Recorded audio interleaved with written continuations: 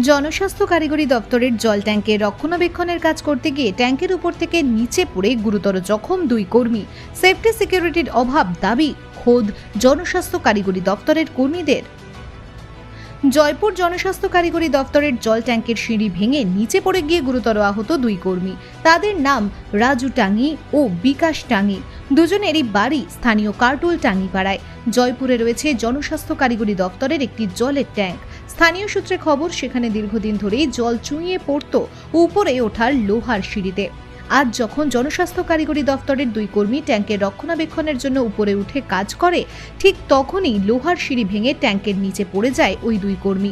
ঘটনায় গুরুতর আহত অবস্থায় তাদের নিয়ে যাওয়া হয় প্রথমে জয়পুর ব্লক প্রাথমিক স্বাস্থ্য কেন্দ্রে, পরে তাদের অবস্থার অবনতি হলে রেফার করা হয় বিষ্ণুপুর সুপার স্পেশালিটি হাসপাতালে। বর্তমানে সেখানেই চিকিৎসাধীন আহত ওই দুই কর্মী। অভিযোগ, কোনো রকম সেফটি সিকিউরিটি না থাকায় এই দুর্ঘটনার কবলে পড়তে হয় ওই দুই কর্মীকে। সেফটি সিকিউরিটির অভাবের প্রশ্ন তুলছেন জনস্বাস্থ্য কারিগরি দপ্তরের অপর এক কর্মী। স্বাভাবিকভাবেই প্রশ্ন উঠছে, সরকারি একটি প্রকল্পে কিভাবে সেফটি সিকিউরিটি ছাড়াই এই কাজ করা সম্ভব? 9:30টার সময় 9:30টার সময় আমি ওইদিকে পেরিয়ে যাচ্ছিলাম। পেরিয়ে যেয়ে দেখলাম যে দুটো ছেলে ট্যাঙ্কির উপরে ওদের রিপেয়ারিং এর কাজ হবে আর কি, তার জন্য ডিপার্টমেন্ট থেকে ওই দুটো লেবার করিয়ে ওদিকে দেখছিল যে কি হচ্ছে না হচ্ছে। ওই কন্ট্রাক্টর কন্ট্রাক্টর বলেছিল কি হচ্ছে না হচ্ছে দেখতে, ওগুলো রিপেয়ারিং এর কাজ হবে, ও সরকারিভাবে কাজ হবে। সেই সময় ওই সিঁড়িটা ছিল, সিঁড়িটা পড়ে যায়, দীর্ঘদিনের ট্যাঙ্কি তো, সিঁড়িটা ভেঙে ওই দুটি ছেলে পড়ে যাওয়ার পরে সেই সময় আমি থেকে জয়পুর হসপিটাল নিয়ে যাই। তখন আমার কাছে মোটরসাইকেল থানার কিছু থাকেনি, জয়পুর থানার পুলিশ ভ্যানটি ওইদিকে যাচ্ছিল। ওনাদেরকে বলার সঙ্গে সঙ্গে ওনারা সঙ্গে সঙ্গে এসে পুলিশ ভ্যানে করে জয়পুর থানা নিয়ে যায়, পুলিশের সঙ্গে যায় এবং প্রশাসনের লোক সঙ্গে যেয়ে সঙ্গে সঙ্গে ওদিকে চিকিৎসার জন্য জয়পুর প্রাথমিক স্বাস্থ্য কেন্দ্রে ভর্তি করা হয়। সেখানে চিকিৎসা করিয়ে তাদেরকে আবার বিষ্ণুপুর সুপার স্পেশাল হসপিটালে পাঠানো হয়। দুজন আহত হয়েছে। তারা এখানে টুকটাক কাজ করে। স্টাফ না, ওরা কাজ করে টুকটাক লেবার পোর্শনে কাজ করে। হ্যাঁ, সিঁড়ি ভেঙে পড়ে গেছে। সেফটির অভাব,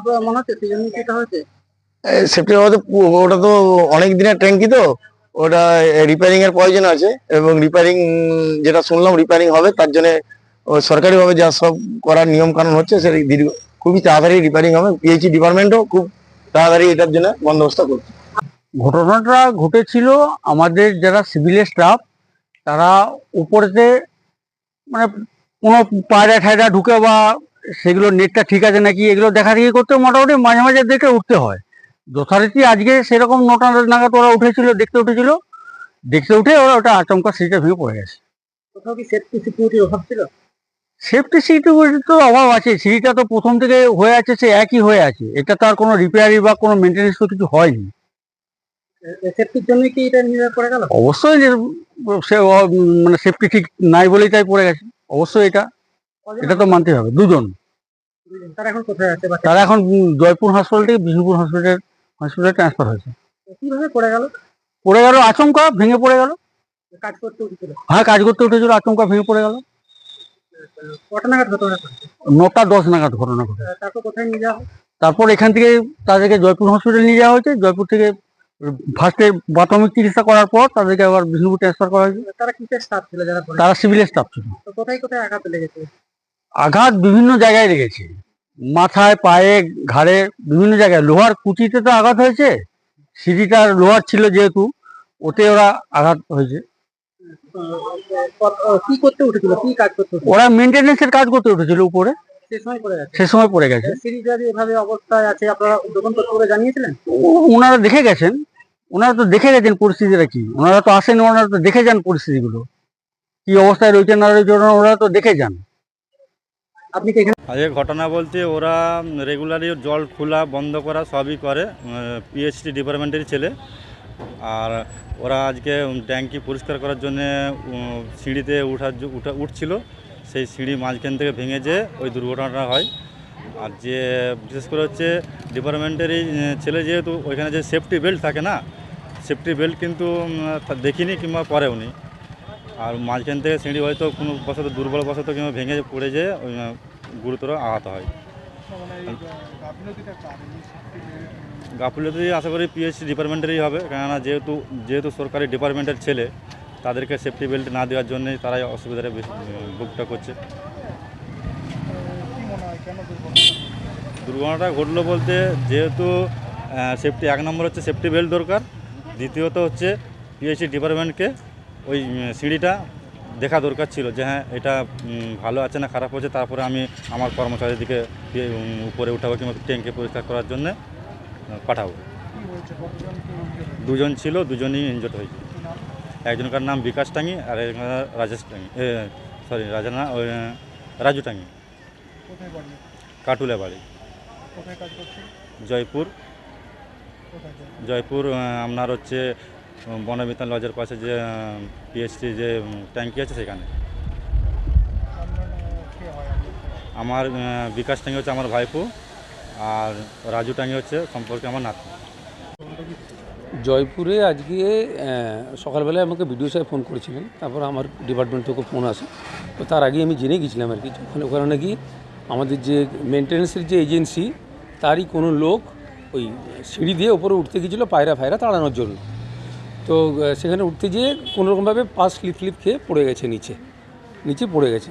এইটি হচ্ছে খবর। ওখানে দুজন উঠছিল ওপরে, ওপরে। তারা একজন ছিল আমাদের ভাল্ব অপারেটর। তারা কাজের জন্য ছিল, মানে কোনো মেনটেন্যান্স এজেন্সি আমাদের সমস্ত কিছু মেনটেন্যান্সের দায়িত্বে সে আছে আর কি, টোটাল ওই স্কিমটার মেনটেন্যান্সের দায়িত্বে যিনি আছেন আর কি, তিনারই লোক। এরপরে দেখেছে যে উপরে আমি শুনতে পাচ্ছি না, গ্রামের কোনো লোকজন বলেছে যে উপরে আমাদের যে ট্যাঙ্কটা রয়েছে সেই ট্যাঙ্কে কোনো পায়রা বসেছিল। সেই ট্যাঙ্কের 20-22 বছরের পুরনো, সেগুলো রিপেয়ারিংয়ের এস্টিমেটও দেওয়া আছে, কিন্তু সেই রিপেয়ারিংয়ের এস্টিমেট আমাদের এখনও হয়নি। আর আমাদের এমআইসি স্যারও বলেছেন যে এখন ট্যাঙ্কের কোনো কাজ না করতে, সেই জন্যই এখন আমাদের টেন্ডারগুলো যেগুলো হয়েছে সেগুলো ওনার পারমিশন দেওয়ার পর তারপরে ওয়ার্ক অর্ডার হবে। সেই হিসেবে এখন কোনো কাজ করার কথাই না, কিন্তু ওনারা ওই পরিষ্কার যাতে থাকে সেই জন্য তো উঠেছিল আর কি। তো উঠতে যেয়ে এই অ্যাক্সিডেন্টটা হয়েছে।